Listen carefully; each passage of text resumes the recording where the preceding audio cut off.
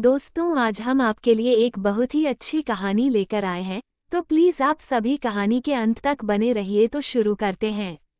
रामू नौकरी की तलाश में दिल्ली शहर पहुंचा। रेलवे स्टेशन से बाहर निकलकर अपने चाचा के घर के लिए ऑटो पकड़कर निकल गया। चाचा के घर पहुंचकर अगले दिन से नौकरी की तलाश में इधर उधर इंटरव्यू देने लगा। इस तरह से उसे 1 महीने बीत चुके थे, लेकिन उसे अभी तक कोई नौकरी नहीं मिल सकी थी। एक दिन सुबह सुबह रामू मेट्रो में बैठकर इंटरव्यू देने के लिए जा रहा था। मेट्रो ट्रेन एक स्टेशन पर रुकी। रामू के पास एक लड़की आकर बैठ गई। रामू के हाथ में रिज्यूम देख लड़की ने कहा, हेलो, मेरा नाम मिताली है, क्या तुम जॉब की तलाश में हो? रामू ने कहा, हाँ, लेकिन आपको कैसे पता कि मैं जॉब की तलाश में हूँ? मिताली ने कहा, आपके हाथ में रिज्यूम देखकर मैं समझ गई। खैर, कोई बात नहीं, मेरी कंपनी में एक वैकेंसी है, अगर तुम चाहो तो इंटरव्यू दे सकते हो। रामू ने कहा, ठीक है, आज मैं एक कंपनी में इंटरव्यू देने जा रहा हूँ, कल मैं आपकी कंपनी में भी इंटरव्यू दे दूंगा। मिताली ने पूछा, क्या तुम सच में कंपनी में इंटरव्यू देने जा रहे हो?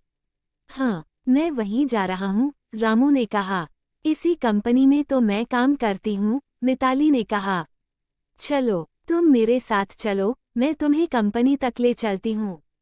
दोनों बातचीत करते हुए कंपनी में पहुँच गए। रामू का इंटरव्यू हुआ, उसका सिलेक्शन मिताली के डिपार्टमेंट में हो गया। मिताली रामू को अपने डिपार्टमेंट में देखकर खुश हो गई। उसने रामू को कंपनी के बारे में बहुत कुछ बताया।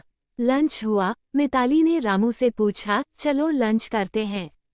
रामू ने कहा, मैं लंच नहीं लाया हूँ, मैं बाहर किसी ढाबे पर खाकर आता हूँ। मिताली ने कहा, चलो मेरे साथ लंच कर लो, फिर दोनों कुछ खाने बाहर चलेंगे। धीरे धीरे दोनों में बहुत गहरी दोस्ती हो गई। दीपावली के एक दिन पहले कंपनी ने किसी होटल में एक पार्टी का आयोजन किया। प्रोग्राम समाप्त होने में अधिक समय लग गया। रात अधिक होने के कारण मेट्रो बंद हो चुकी थी। दोनों एक कैब से अपने घर के लिए निकल गए। रामू का रूम मिताली के रूम से दूर था। मिताली ने रामू से कहा, रात अधिक हो चुकी है, तुम चाहो तो मेरे रूम पर चल सकते हो, मैं अकेली रहती हूँ, वहाँ पर किसी बात की दिक्कत नहीं होगी। रामू ने वह रात मिताली के रूम पर बिताई। रामू और मिताली दोनों एक दूसरे को प्यार करते थे। इस बात के बारे में आलोक को पता चल गया। एक दिन मिताली और रामू ऑफिस के बाहर घूम रहे थे कि आलोक सामने से बाइक लेकर आया। उसने मिताली का हाथ पकड़कर रामू से बोला, तुम मेरे और मिताली के बीच में मत आओ, वरना ठीक नहीं होगा। रामू कुछ समझ नहीं पाया। उसने कहा, तुम कौन हो? मिताली का हाथ क्यों पकड़ा?